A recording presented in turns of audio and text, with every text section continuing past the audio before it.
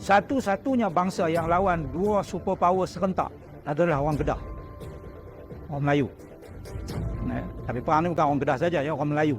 Sebab Kedah bersama dengan bantuan daripada Aceh, daripada Siak, daripada Indragiri, daripada Perak, daripada Pahang, Terengganu, Kelantan.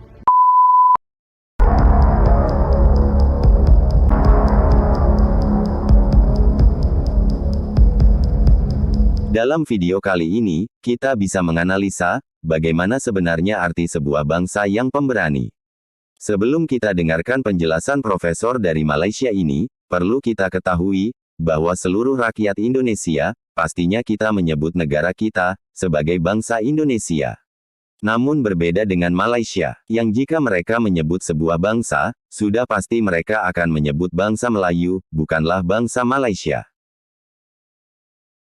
Bangsa Melayu yang dimaksud meliputi gabungan dari negara-negara ASEAN. Malaysia tidak akan pernah menyebut negaranya dengan sebutan bangsa Malaysia. Walaupun mereka menyebut sebagai bangsa Melayu, namun lebih merujuk ke arah yang bersifat Malaysia. Hal ini dibuktikan dengan berbagai pernyataan dari berbagai profesor Malaysia, yang seolah-olah sejarah Melayu berasal dari Malaysia. Dalam pernyataan profesor berikut ini, sebuah kerajaan yang berada di Malaysia, yaitu Kerajaan Kedah, dibantu dengan kerajaan Melayu lainnya, termasuk kerajaan-kerajaan dari Indonesia, pernah mengalahkan negara superpower saat itu, namun beliau menjadikan Kerajaan Kedah sebagai yang terkemuka dalam paparannya.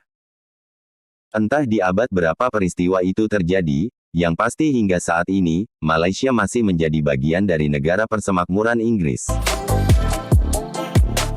Jika kita pelajari tentang Kerajaan Kedah Tua, kerajaan ini tergolong ke dalam kerajaan yang lebih banyak bergerak dalam bidang perdagangan dan ekonomi.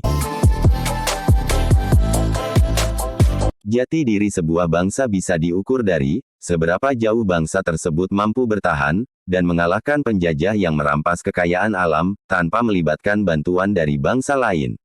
Jati diri bangsa tidak akan melekat pada bangsa yang tak mampu mengusir penjajah, bahkan menjadi negara yang tak mampu berdiri di atas kaki sendiri.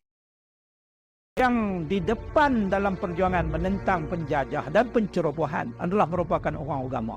Kena cari balik, faham balik sejarah kita, hidup balik sejarah kita, supaya generasi seterusnya itu faham siapa kita. Nak tahu hebat tak hebat kerajaan Melayu ni? Kita tengok ni. Sebelum Islam, Funan, Kedah Tua, Citu, Tantan, Langkasuka, Sriwijaya, Majapahit. Lepas kedatangan Islam, kita ada kerajaan Perlak. Kerajaan Kedah Tua, Samudra Pasai, Terengganu, Melaka, Brunei, Sulu, Demak,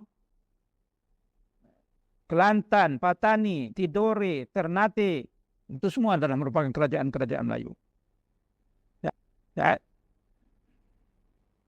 Jadi hasil daripada ketamadunan Melayu yang sekian lama itu, orang Melayu ni bukan mula tahun 57.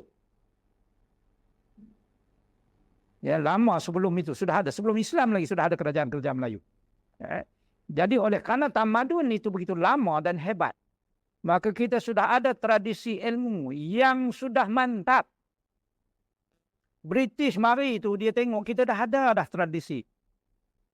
Umpamanya sistem pendidikan, kita dah ada sistem pondok. Sistem pondok sudah mantap. Daripada dulu sampai sekarang pun. Kan berapa banyak pondok di Patani, berapa banyak pondok di Kelantan, berapa banyak pondok di Kedah, berapa banyak pondok sampai ke sini. Identiti masyarakat kita dan identiti negara bangsa. Yang mempunyai keutuhan ataupun sifat-sifat keutuhan yang dibanggakan. Ini yang dikatakan jati diri. Jadi jati diri ini mengkristal di dalam jiwa kita. Dan ianya adalah merupakan teras jiwa seseorang. Ini yang jadi masalah apabila orang Melayu khususnya generasi muda sekarang, apabila dia sudah tidak ada jati diri. Macam mana nak ada jati diri kalau dia tidak kenal siapa dia? Diri dia sendiri pun dia tak kenal. Nak kenal macam mana sejarah dia pun dia tak tahu. Kita kenal ni, takkan bahawa kita ni orang Melayu. Maka kita kena tahu sejarah susur galur kewujudan dan juga perjuangan bangsa Melayu itu. Satu-satunya bangsa yang lawan dua superpower serentak adalah orang Kedah. Orang Melayu.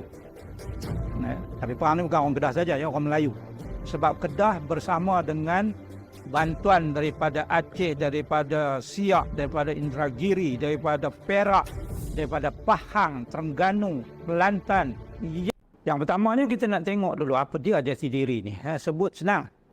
Well, sebut senang. Orang dia bercakap pasal jati diri. Saya mengkaji ucapan 5 Perdana Menteri.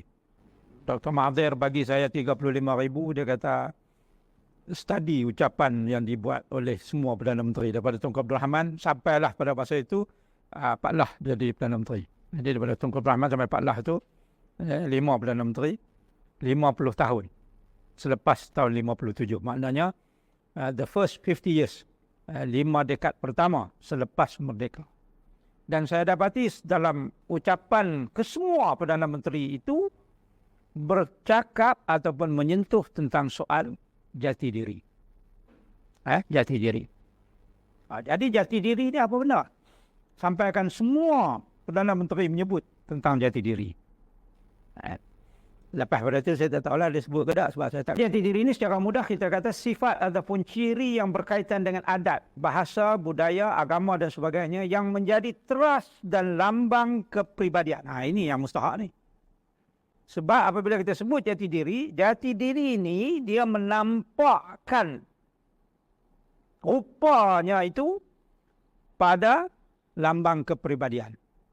Jadi ada kaitan yang sangat rapat antara jati diri itu dan kepribadian, personality. Orang sekarang ni disebut personality.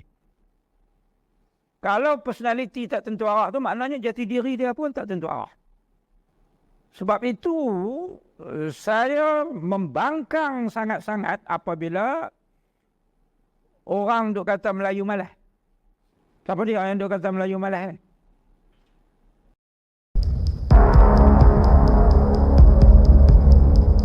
Bagaimana menurut kalian? Silakan berikan tanggapannya.